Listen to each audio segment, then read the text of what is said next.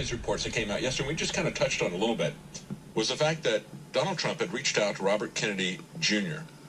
because Robert Kennedy has spoken out against the abuses of the CDC, the abuses of mandatory vaccines and that sort of thing. I think it's very important to see people that he's bringing in, on which he would have a lot of disagreements with, but reaching out to people that are Democrats who would disagree with him on pretty much everything except this core issue.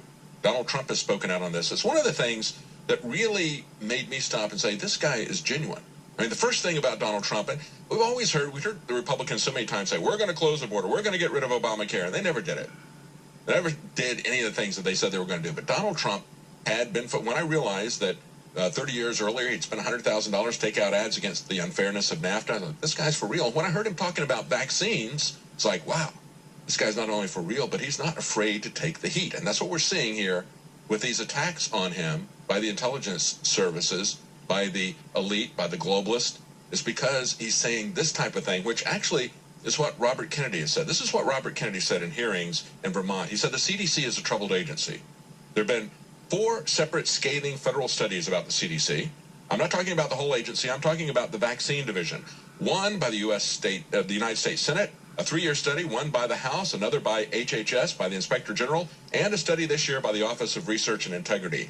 And all together and separately, they paint a picture of an agency that has become a cesspool of corruption.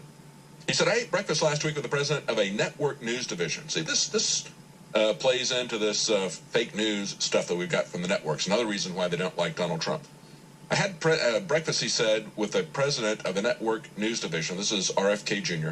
And he told me that during non-election years, 70% of the advertising revenue for his news division comes from pharmaceutical ads. And if you go on TV any night and watch the network news, you'll see they just become a vehicle for selling pharmaceuticals. See, they didn't like Donald Trump because he didn't buy a lot of TV ads from them.